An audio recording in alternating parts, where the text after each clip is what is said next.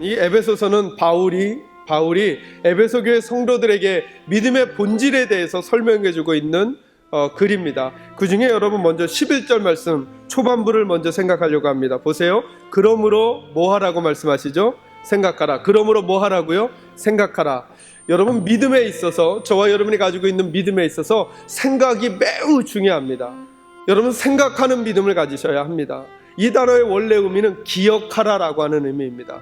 여러분, 광신도가 뭔가요? 광신도. 뭐가 광신도인가요? 믿음이 좋은 게 광신도인가요? 아니에요.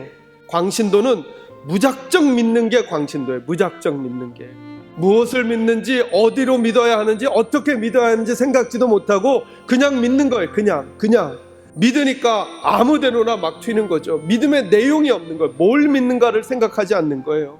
여러분이 생각한다라고 하는 것은 기억하는 걸 말해요. 좋은 믿음은 생각을 많이 가지고 있는 거예요. 누구의 생각을요? 하나님의 생각을 가지고 있는 거예요.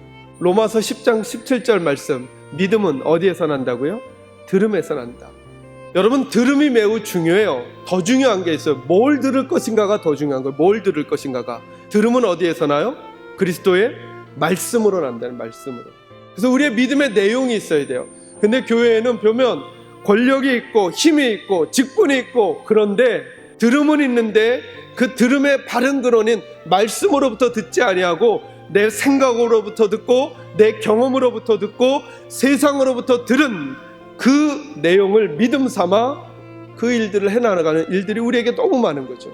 믿음의 바른 내용이 없다 보니까 행하는 행동들이 믿음이라고 말하면서도 그 결과들은 하나님에게서 떨어진 행동, 떨어진 말, 떨어진 생각을 하는 일들이 우리에게 많다라고 하는 것이죠. 그러므로 여러분, 믿음이라고 하는 것은 뭐냐면 가치와 관점을 바꾸는 것입니다. 하나님의 가치를 내 속에 담아 내 가치가 이제 하나님의 가치로 변하는 거예요. 이게 믿음이 좋아지는 거예요. 하나님이 이 땅을 행복하게 만드셨는데, 온 인류가 행복하기를 원하시는데 그 하나님의 행복이 왜 우리에게 나오지 않을까? 왜 우리 가정에, 우리 개인에게 들어오지 않을까? 무엇 때문일까? 하나님과 우리 사이가 갈라졌기 때문입니다. 무엇 때문에요? 죄 때문에. 그래서 하나님은 이렇게 말씀하시는 것이죠. 경제도, 정치도, 사회도, 문화도, 철학도 하나님의 행복을 인류에게 가져다 줄 수 있는 근본적인 방법이 아니라 이 죄의 문제가 해결되어야 한단다. 이 죄의 문제가 해결되어야 하나님과 사람 사이가 회복되고, 이 죄의 문제가 해결되어야 아내와 남편 사이가 회복되고, 이 죄의 문제가 해결되어야 부모와 자녀 관계가 회복되어 하나님의 행복이 개인과 가정과 나라와 세계 가운데 임할 수 있다라고 하시는 것이 누구의 선언이냐면 하나님의 선언인 것입니다.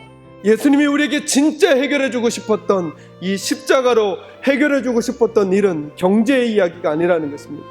철학의 이야기가 아니라는 것입니다. 정치의 이야기가 아니라는 것입니다. 이 십자가가 얘기하고 싶은 것은 하나님과 우리와의 관계가 회복되는 본질을 해결해 주기를 원하는 것입니다. 근데 많은 이들이 예수의 주변에는 와 있었지만 예수님의 본질을 붙들지 않습니다.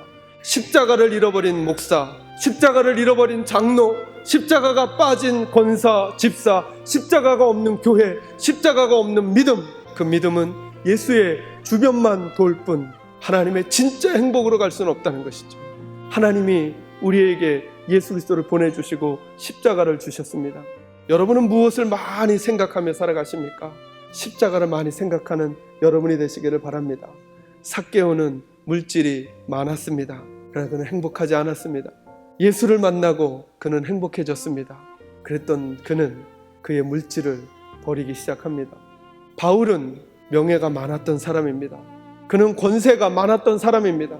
남들보다 성공한 인생을 살았던 사람입니다. 그랬던 그가 예수의 십자가가 가슴에 들어오자 자기의 명예 대신에 죽음을 택합니다.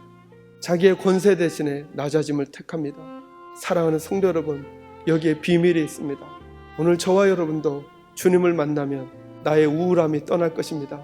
저와 여러분도 주님을 만나면 우리 가정의 혼란함도 자리를 잡게 될 것입니다. 저와 여러분도 주님을 만나면 내 인생의 방법과 길이 명확해질 것입니다.